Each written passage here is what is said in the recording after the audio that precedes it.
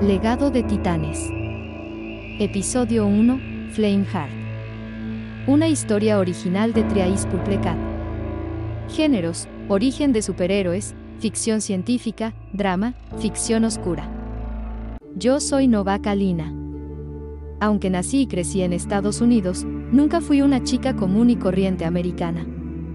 Mi familia siempre ha sido tradicionalmente europea, con raíces profundas y una visión única de la vida. Creemos en Dios como el creador del multiverso, el guardián del orden, creador de la humanidad y origen de todo, pero no seguimos religiones ni representantes humanos. Quizá nuestra perspectiva no sea popular ni aceptada por todos, pero nunca buscamos imponerla. Mis padres y mi abuela siempre me miraron con preocupación. Decían que era inusual. ¿Por qué? Porque me apasionaban las series animadas de superhéroes, el anime y los videojuegos. Además de aprender el inglés como segundo idioma, también me tomé el tiempo de aprender japonés. No es que descuidara mis estudios o mi comportamiento, al contrario, siempre me esforcé por hacer lo correcto, pero mi fascinación por esos mundos imaginarios parecía inquietarles. Recuerdo el día en que mi abuela, horrorizada, encontró mis bocetos de personajes con trajes futuristas. ¿De qué sirve soñar con ser algo que no eres, Alina?, me dijo, con su voz temblorosa. Pero lo que no entendían es que esas historias no me alejaban de la realidad, me enseñaban sobre el valor, el sacrificio y el deseo de hacer lo correcto. Aún así, algo los tranquilizaba: mis planes para el futuro. Tal como me habían enseñado, si tenía un novio era en serio, había un compromiso. Siempre supe que, si me casaba, quería un matrimonio tradicional. Quería criar a mis hijos con principios sólidos, guiarlos por el buen camino de Dios, aunque mi visión de ese camino fuera distinta a la de mi familia. Lo que no sabían, lo que ni siquiera yo entendía en ese momento, es que había una razón más profunda para mi conexión con esos mundos fantásticos. Algo en mí resonaba con esas historias de héroes, y pronto descubriría por qué. Al ser básicamente una otaku, no me pareció extraño conocer al famoso Ikeda Daiki.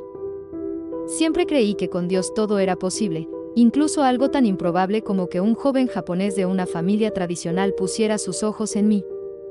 Daiki era el epítome de la educación y la elegancia. Su familia dirigía una empresa milenaria y exitosa de sake, y él llevaba consigo esa mezcla de seriedad y dignidad que parecía sacada de un anime shoujo.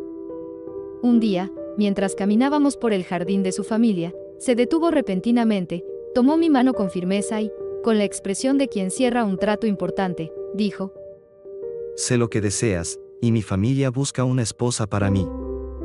Si aceptas, prometo que jamás te faltará nada. Serás tratada con el respeto y cariño que merece una esposa de clase alta. Y si llegamos a tener hijos, ellos crecerán con valores sólidos y un futuro asegurado. Mi familia hará de ti una buena esposa japonesa. No era lo más romántico, pero algo en su tono sincero me hizo temblar. Para mí, una otaku que soñaba con mundos fantásticos, Daiki era como un príncipe salido de mis series favoritas. Así que, con el corazón acelerado, acepté su propuesta. Cuando le conté la noticia a mi madre, su reacción fue devastadora. Mi padre y mi abuela habían fallecido tiempo atrás, y aunque esperaba cierta resistencia por parte de mamá, no imaginé la furia con la que me enfrentaría. ¿Cómo te atreves?, me gritó, con las lágrimas desbordándose de sus ojos. Estás traicionando nuestras creencias, nuestras raíces europeas milenarias. Sentí un nudo en el pecho, pero no podía quedarme callada. Por primera vez en mucho tiempo, encontré el valor para hablar con firmeza. No, mamá, no es así, dije, mirando sus ojos llenos de dolor. Soy una buena chica, una creyente en Dios, y siempre me he esforzado en hacer lo correcto. Esto no es una traición. Es mi vida, y quiero vivirla bien. A mi lado, Daiki tomó mi mano en silencio, un gesto que hablaba más que cualquier palabra. Su presencia tranquila y firme me dio el apoyo que nunca había sentido de un chico norteamericano. Por primera vez, entendí que había encontrado algo más que un esposo, un compañero que me respaldaría incluso en los momentos más difíciles. Para mí, Daiki era como un príncipe japonés de la antigüedad, un samurái moderno con los valores del Bushido grabados en el alma. Sabía que cumpliría su palabra. Con él, mis sueños de tener una familia tradicional, al mismo tiempo, disfrutar de mi pasión por la cultura otaku y gamer se harían realidad. No podía esperar a poner un pie en Akihabara, aunque fuera con guardaespaldas. ¿Qué importaba? Incluso tendría un guía pagado. Mi madre, sin embargo, no lo aceptó. Fue doloroso despedirme de ella para mudarme a Japón y casarme con Daiki. Pero él hizo que todo ese sacrificio valiera la pena. Siguiendo las leyes y tradiciones de su gente, organizó una ceremonia legal y un ritual shinto para nuestro matrimonio. Y, aún así, aceptó algo más. Si es tu sueño, también será mío, me dijo, con esa seriedad que le caracterizaba. Nos casaremos en una boda cristiana. Mi corazón dio un vuelco. Verme vestida de blanco era un sueño que llevaba conmigo desde que era niña, y él estaba dispuesto a hacerlo realidad. Para un japonés, esos actos no eran algo menor, eran una demostración de amor sincero. Cuando entré a la capilla el día de nuestra boda, con un kimono blanco tradicional reservado para la ceremonia shinto y un vestido de novia preparado para la cristiana, supe que había encontrado algo más que un esposo. Había encontrado un compañero dispuesto a respetar y honrar cada parte de mí, incluso las que no entendía del todo. Yo y mi marido estábamos al fin en las islas Okinawa para una boda de playa cristiana. Daiki se aseguró de que yo tuviera el vestido de novia de mis sueños, blanco, delicado, con bordados que parecían hechos por ángeles. El sol caía suavemente sobre el horizonte, pintando el cielo de tonos naranjas y rosados. Las olas del mar susurraban en perfecta armonía con los votos que estábamos por intercambiar. Todo parecía un cuento de hadas, como si el universo mismo estuviera celebrando nuestra unión. Pero todo se iba a ir al infierno. Literalmente. Mientras caminaba hacia el altar improvisado, algo dentro de mí comenzó a cambiar. Al principio, fue una leve sensación de calor, como si el vestido estuviera atrapando el calor del sol más de lo normal. Traté de ignorarlo, enfocándome en el rostro de Daiki, quien me esperaba con esa mezcla de serenidad y adoración que siempre me había robado el aliento. Pero el calor no se detuvo. Se intensificó. Una punzada de pánico atravesó mi mente cuando miré mis manos y vi algo que me dejó helada. Mis dedos estaban comenzando a brillar con un tenue resplandor rojo. Antes de que pudiera reaccionar, una llamarada salió de la palma de mi mano, consumiendo el ramo de flores que llevaba. ¿Alina? Escuché la voz de Daiki, preocupada, rompiendo el silencio de los asistentes que ahora me miraban con expresiones de terror. Intenté hablar, intenté calmar a todos, pero el pánico también me estaba consumiendo. Antes de que pudiera hacer algo, mi cuerpo entero comenzó a arder en llamas. No era un fuego ordinario. Era como si cada fibra de mi ser hubiera sido diseñada para encenderse, pero sin destruirse. No sentía dolor, pero podía ver el fuego devorando el vestido, mi cabello, incluso mi piel, sin dejar rastro de daño. ¡Apártense!, grité, desesperada. Pero fue demasiado tarde. Una explosión de fuego se desató alrededor de mí, como si una bomba hubiera detonado en mi interior. Las decoraciones de la boda, las sillas, el altar, todo fue reducido a cenizas en cuestión de segundos. Los gritos de los invitados llenaron el aire, pero lo peor fue cuando miré a Daiki. Estaba parado frente a mí, su rostro congelado en una mezcla de miedo y confusión. Intenté detenerlo. Intenté apagar el fuego con la fuerza de mi voluntad. Pero el poder dentro de mí era incontrolable. Vi con horror cómo las llamas lo alcanzaban, consumiéndolo en un instante. Su rostro desapareció entre las llamas, llevándose consigo todo lo que había amado. No, no, no. Grité, cayendo de rodillas en la arena ardiente. Las llamas a mi alrededor seguían danzando, como si fueran parte de mí, como si me obedecieran pero se negaran a escucharme al mismo tiempo. Mi Dios, ¿dónde quedó la gloria de ser superhumano? Yo no quería esto, así no. Las palabras resonaron en mi mente mientras el olor a cenizas llenaba el aire. Las olas del mar, antes tan tranquilas, ahora retrocedían como si incluso ellas temieran acercarse a mí. Lo había perdido todo. En un solo instante, lo que debía ser el día más feliz de mi vida se había convertido en una pesadilla que ni siquiera los peores villanos de las historias que tanto amaba habrían podido imaginar. Lo siguiente que supe al despertar fue que estaba en algún tipo de celda, en una prisión altamente avanzada para gente como yo.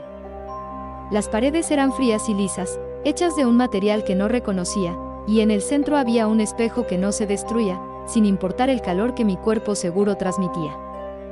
Me miré a mí misma y apenas pude reconocerme. Mi cuerpo entero seguía envuelto en llamas, pero estas parecían formar parte de mí, como si fueran mi nueva piel. No sentía dolor, pero el reflejo me devolvía la imagen de una chica de fuego. Lo que no tenía sentido era el lugar en sí. Parecía haber sido construido con un propósito específico, como si supieran que algo como yo existiría, mucho antes de que esto ocurriera. Era imposible no preguntarme, ¿cómo podía existir una prisión tan avanzada y preparada para contenerme? ¿Quién había anticipado mi transformación? Afuera de mi celda, vi a un hombre uniformado, probablemente un militar de fuerzas especiales, que se movía con una actitud arrogante. Era el tipo de persona que inspiraba desconfianza desde el primer momento. Mi confusión, frustración y tristeza explotaron en un grito desgarrador. ¿Por qué? ¿Por qué sigo viva? Lo he perdido todo. Esto no es justo, no lo entiendo. Mis piernas cedieron, y me derrumbé frente a la puerta de la celda. Sentía que el mundo entero había decidido castigarme, y yo no sabía por qué. De repente, noté que no estaba solo. Había alguien más junto al militar, alguien que no había visto antes. Era una joven, casi una adolescente, con una mirada tranquila pero intensa. No parecía una soldado. ¿Una psicóloga? Tal vez, aunque era demasiado joven. Entonces lo entendí, ella era una de ellos, uno de esos genios, los famosos humanos sobrehumanos. Una parte de mí quiso ignorarla, pero otra sentía que ella era mi única esperanza de entender qué había ocurrido. El militar me observó con una sonrisa burlona y un tono cargado de cinismo y burla cuando dijo: Y bien, doctora, ¿qué piensa de nuestra Flameheart? Su actitud desprendía una curiosidad morbosa, como si disfrutara de la ironía de que un grupo secreto me hubiera dado un nombre sacado de los cómics de superhéroes. Al escuchar esas palabras, la muchacha junto a él, quien hasta ese momento había permanecido en silencio, puso una expresión de incredulidad y reproche. «Por Dios, general, ¿qué actitud es esa?», exclamó, con el rostro lleno de indignación. «Esta no es una de sus armas sin mente, esta es una persona que necesita ayuda, un alma torturada». Sus palabras parecieron cortar el aire entre nosotros. Por un instante, sentí que alguien estaba de mi lado, aunque fuera solo una voz en medio de un entorno tan frío y hostil. Bueno, doctora, las dejo solas para que haga su trabajo. Necesitamos la información que pueda reunir sobre ella. Después de eso, los altos mandos decidirán qué hacer con esta semidiosa. Gracias a esta sociedad secreta mantenemos bajo control amenazas como estos semidioses. Aunque, no miento, nos tomó por sorpresa cuando empezaron a transformarse en el mundo. Se detuvo unos instantes, como si quisiera asegurarse de que sus palabras calaran.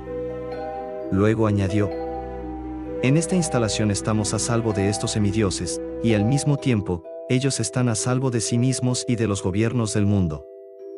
La doctora Smith lo miró con asco, consciente de las intenciones oscuras y egoístas de los poderosos que respaldaban a Societas Hyperborea, una sociedad secreta dedicada a investigar, contener y, cuando era necesario, destruir amenazas inexplicables. Este grupo, altamente avanzado, rico y poderoso, había prosperado mediante la explotación de conocimientos y tecnologías que oficialmente no existían. Para Smith, era repulsivo que los líderes de esta élite y los altos mandos de Societas Hyperborea consideraran a la muchacha envuelta en llamas únicamente como un arma para su beneficio. Apretó los labios, reprimiendo el impulso de confrontar al arrogante oficial frente a ella, y se giró hacia mí. En su mirada, clara y decidida, dejó entrever que su prioridad no era complacer a ese hombre, sino ayudarme a encontrar sentido en mi tragedia. Después de que el oficial militar de aquel grupo privado y secreto de fuerzas especiales salió de la vista, la joven psicóloga dio un paso hacia adelante, con una mezcla de determinación y cautela en su rostro. Señora Ikeda, dijo, su voz suave pero firme, soy la doctora Smith. Sé que esta situación es todo menos agradable, y lamento profundamente su pérdida.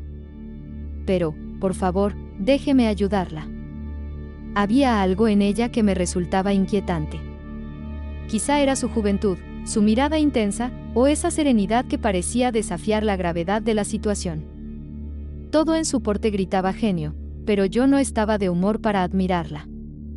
La miré con desdén, sintiendo como la furia y el dolor se enroscaban en mi pecho. ¿Ayudarme?, respondí, mi voz cargada de sarcasmo. Yo soy un monstruo. Pero dime algo, ¿qué eres tú exactamente? Mis palabras parecieron perforarla, pero no retrocedió.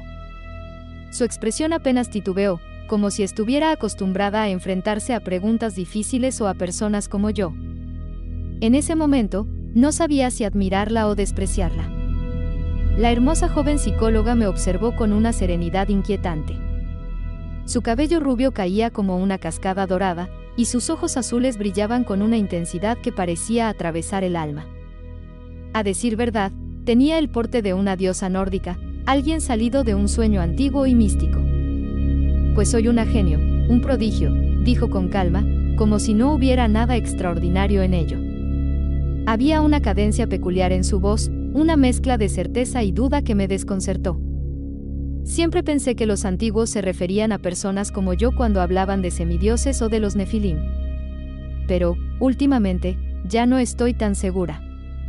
Viéndola a usted. Su mirada se intensificó, como si quisiera desentrañar mis secretos. Quizás los antiguos hablaban de seres como usted, no como yo. Sentí un escalofrío recorrer mi espalda. No estaba segura de si sus palabras eran un halago o una condena. Antes de que pudiera replicar, continuó, su tono volviéndose reflexivo, casi melancólico. De alguna manera, cada vez es más evidente que el potencial humano está desaprovechado, sofocado por el sistema educativo de la élite y, más importante aún, por el control de los Illuminati. Su mirada se endureció brevemente, como si mencionarlos le trajera recuerdos incómodos. Pero usted es diferente. Es obvio que los seres humanos como usted tienen un potencial que trasciende el de la mayoría. Es como si hubiera algo más profundo, algo dormido, una chispa del poder de Gea, la titán primordial, latiendo en su ser. Sus palabras resonaron en el aire, cargadas de un peso que me resultaba difícil procesar. Me quedé mirándola, intentando descifrar si lo que veía en ella era compasión, curiosidad o algo más. Verla era incómodo, casi perturbador. A pesar de su juventud, esa joven tenía un aire solemne que me recordaba algo que había perdido. Siendo yo de origen europeo, también había tenido ese aspecto, cabello rubio, ojos claros, como una diosa vikinga. Pero eso era antes, en otra vida. Ahora, apenas podía reconocerme.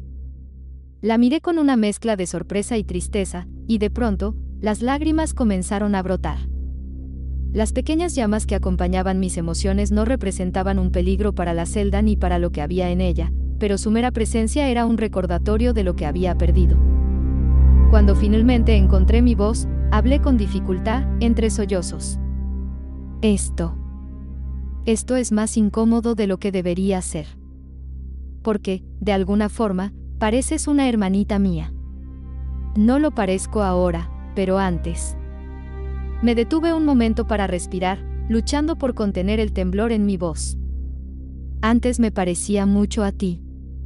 La joven psicóloga me observó con una mezcla de empatía y profesionalismo, asintiendo lentamente. Sí, lo sé.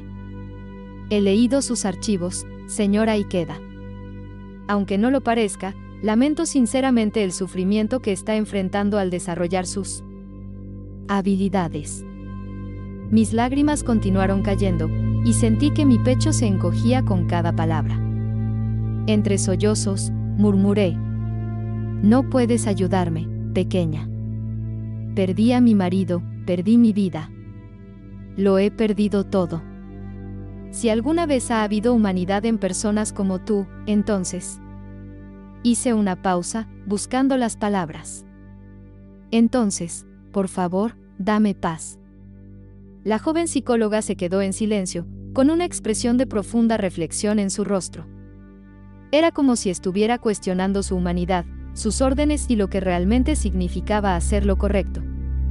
Su mirada, antes firme, ahora vacilaba, como si las palabras que acababa de escuchar hubieran encendido un conflicto interno. ¿Era lo mejor seguir las reglas? ¿O había algo más humano que podía hacer en esta situación?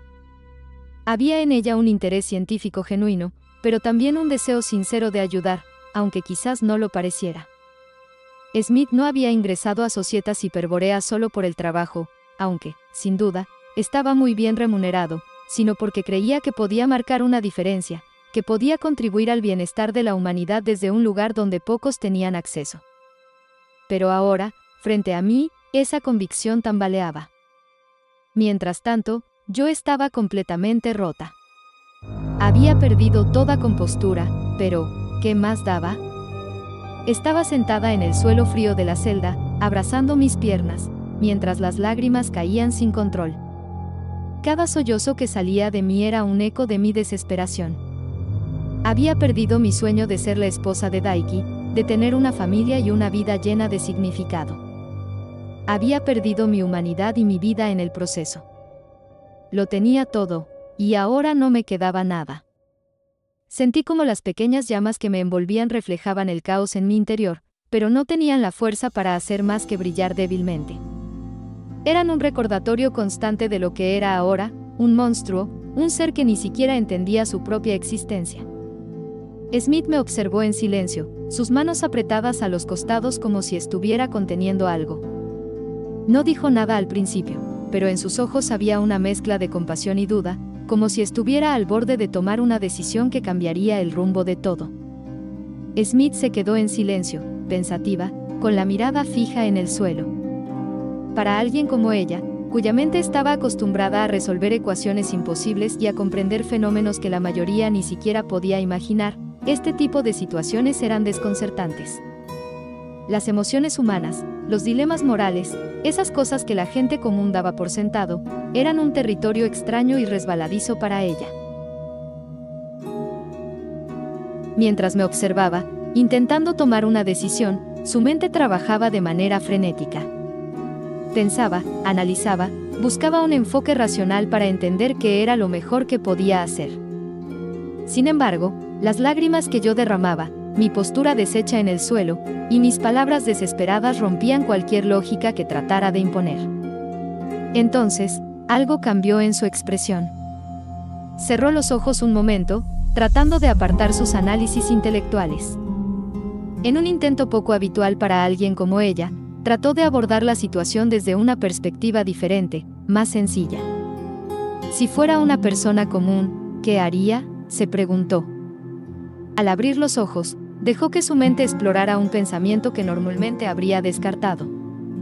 Es verdad, murmuró para sí misma, casi en un susurro. Alina, con ese aspecto, perfectamente podría haber sido mi hermana mayor. La idea era extraña, pero no podía sacársela de la cabeza. Si realmente fuera su hermana, si estuvieran unidas por lazos de sangre y no por un archivo en la base de datos de Societas Hyperborea, ¿qué haría? Esa simple pregunta comenzó a abrir fisuras en la pared de profesionalismo y lógica que siempre había guiado sus decisiones. Esto ha sido solo el inicio del legado de Titanes, una saga realista y oscura donde personas comunes enfrentan lo extraordinario de obtener superpoderes. Si te ha atrapado la historia y quieres saber qué será de Alina y su lucha por recuperar su humanidad, hazlo saber. Dale like, comenta tus teorías o qué fue lo que más te impactó, comparte este capítulo con tus amigos, si no lo has hecho, suscríbete para no perderte los próximos episodios. Tu apoyo es clave para que esta saga pueda seguir creciendo y traer más capítulos llenos de emoción y misterio. Nos vemos pronto.